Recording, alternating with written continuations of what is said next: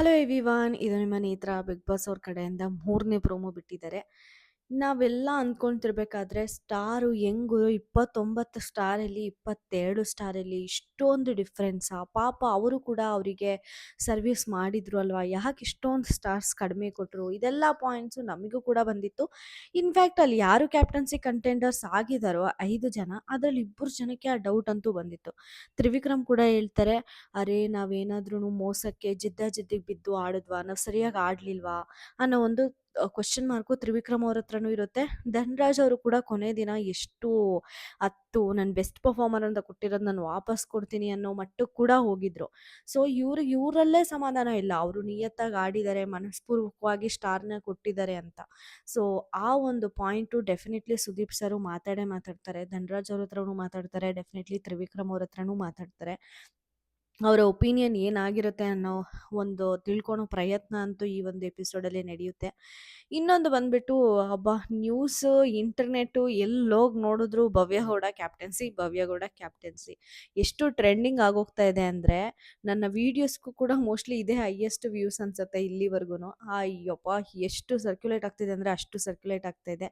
ಯಾಕಂದರೆ ಅಲ್ಲಿರೋ ಟಾಪಿಕ್ಕು ಹಂಗೆ ಇದೆ. ಭವ್ಯ ಅವರು, ಹೌದು ನನ್ಗೆ ಗೊತ್ತಿದ್ದು ಬಾಲ್ ತಗೊಂಡು ಹೋದೆ, ಅದನ್ನ ಉಸ್ತುವಾರಿಗಳು ನೀವು ನೋಡಬೇಕಿತ್ತು, ಅದು ನನ್ನ ತಪ್ಪಲ್ಲ, ನಾನು ಆಡಿದೆ, ನನ್ನ ಕ್ಯಾಪ್ಟನ್ಸಿ ಗೆದ್ದೆ ಅಂತ ಅಂದ್ಬಿಟ್ಟು ರಜತ್ ಅವ್ರು ಹೆಂಗೆ ಸ್ಟ್ರೇಟ್ ಟು ಸ್ಟ್ರೇಟ್ ಮಾತಾಡ್ಬಿಡ್ತಾರೋ, ತಪ್ಪು ಮಾಡಿದ್ರು ಕೂಡ ಮಾಡಿದೆ ಅಂತ ಒಂದು ವ್ಯಾಲಿಡ್ ಪಾಯಿಂಟ್ ಇಟ್ಕೊಂಡು ಹೆಂಗೆ ಅವ್ರನ್ನ ಕರೆಕ್ಟ್ ಅಂತ ಪ್ರೂವ್ ಮಾಡ್ಕೊಳ್ತಾರೋ, ಹಂಗೆ ಒಂದು ಮಾತು ಭವ್ಯ ಹೇಳ್ಬಿಟ್ಟಿದ್ರೆ ಚೆನ್ನಾಗಿದ್ದಿತ್ತು ಅಂತ ಅನ್ನಿಸ್ತು. ಅಲ್ಲಿ ನಾನು ವಿಡಿಯೋ ನೋಡಿದಾಗೂ ಕೂಡ ಸುಮ್ಮನೆ ಅಂತ ಅಂದಿದ್ದು ರಜತ್ ಅವರಿಗೆ ನಿಜ.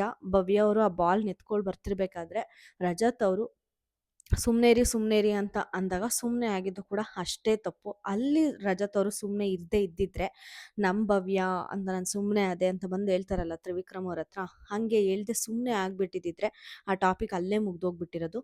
ಇಲ್ವಾ, ಈ ಕಡೆ ಬಂದಾದ್ಮೇಲೂ ಕೂಡ ಅವ್ರು ಸುಮ್ಮನೆ ಇದ್ದಿದ್ರು ಕೂಡ ಇದು ಇವತ್ತು ಇಷ್ಟೊಂದು ದೊಡ್ಡ ವಿಚಾರ ಆಗ್ತಾ ಇತ್ತು ಅಂತ ನನಗಂತೂ ಅನ್ಸಲ್ಲ.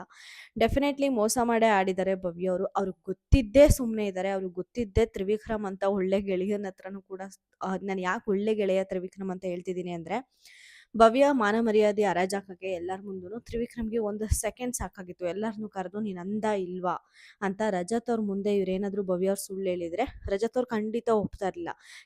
ಕಿರ್ಚಾಡಿ ಎಲ್ಲರ ಮುಂದೂ ಮರ್ಯಾದೆನ ಮಂಗಳಾರತಿ ಮಾಡಿಬಿಟ್ಟಿರೋರು, ಫ್ರೆಂಡ್ ಅಂತಲೂ ಕೂಡ ನೋಡ್ತಾ ಇರಲಿಲ್ಲ.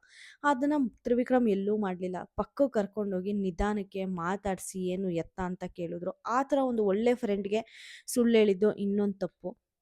ಅದನ್ನೇ ಎಲ್ಲ ಡಿಸ್ಕಸ್ ಮಾಡ್ತಾ ಇದ್ದಾರೆ ಆ್ಯಕ್ಚುಲಿ ಇಲ್ಲಿ ಸುದೀಪ್ ಸರು. ಇವೇನು ಭವ್ಯ ಎಲ್ಲಿಂದ ಬಿತ್ತು ಬಾಲು ಅಂತ ಕೇಳೋ ಸ್ವಾಗೇ ನೆಕ್ಸ್ಟ್ ಲೆವೆಲ್ ಆಗಿದೆ. ರಜತ್ ಅವರು ಆನೆಸ್ಟಾಗಿ ಸುದೀಪ್ ಸರ್ ಮುಂದೆ ಕೂಡ ಒಪ್ಕೋತಾರೆ, ಸುಮ್ಮನೆ ಇರಿ ಸರ್ ಅಂತ ಅಂದರು ಅಂತ. ಅಲ್ಲಿ ನಮ್ಮ ಚೈತ್ರ ಉಸ್ತುವಾರಿಗಳ ಆಗಿದ್ದ ಚೈತ್ರ ಅವರು, ಅದು ನನ್ನ ಬುಡಕ್ಕೆ ಎಲ್ಲಿ ಬಂದುಬಿಡುತ್ತೆ, ಉಸ್ತುವಾರಿಗಳು ನೋಡಬೇಕಾಗಿತ್ತಲ್ಲ ಅನ್ನೋ ಪಾಯಿಂಟು ಎಲ್ಲಿ ಬಂದುಬಿಡುತ್ತೆ ಅಂತನೋ ಏನೋ ಗೊತ್ತಿಲ್ಲ. ಇದನ್ನು ಹೆಂಗಾದರೂ ಮಾಡಿ ರಜತ್ ಕಡೆ ತಿರುಗಿಸ್ಬೇಕಲ್ಲ ಅಂತ ಅಂದ್ಕೊಂಡು ಫುಲ್ಲು ಜೋರಾಗಿ ಕಿರ್ಚಾಡ್ಕೊಂಡು ಮಾತಾಡ್ತಿರೋದೆಲ್ಲ ಗೊತ್ತಾಗ್ತಾ ಇದೆ. ಥೂ ಅಂದರೆ ನಿನ್ನ ಯೋಗ್ಯತೆ ತೋರಿಸುತ್ತೆ ಅಂತ ಮಾತಾಡೋದೇನು, ಇಲ್ಲಿ ಇವರೇ ರಣರಂಗ ಮಾಡ್ತಾ ಇದ್ದಾರೆ. ನಾವು ಅಂದ್ಕೊಂಡ್ವಿ ಸುದೀಪ್ ಸರ್ ಬರ್ತಾರೆ ಇವತ್ತು ಕಿಚ್ಚನ ಪಂಚಾಯತಿ ಫುಲ್ಲು ರಣರಂಗನೇ ಅಂದ್ಕೊಂಡ್ರೆ ಅಲ್ಲ, ಕಂಟೆಸ್ಟೆನ್ಸೇ ಸಾಟರ್ಡೆ ಎಪಿಸೋಡ್ನ ರಣರಂಗ ಮಾಡಂಗಿದ್ದಾರೆ. ಏನು ಮಾಡ್ತಾ ಇದ್ದಾರೆ ಗುರು ಇವರು ಅಂತ ಅಂತೂ ನನಗನ್ನಿಸ್ತು. ನೀನೇನು ದೊಡ್ಡ ರೌಡಿನ ಅನ್ನೋದು ಒಂದು ನೆಕ್ಸ್ಟ್ ಲೆವೆಲ್ಗೆ ಅವರಿಬ್ಬರು ಕನ್ವರ್ಸೇಷನ್ ಅಂತೂ ಹೋಗ್ತಾ ಇದೆ.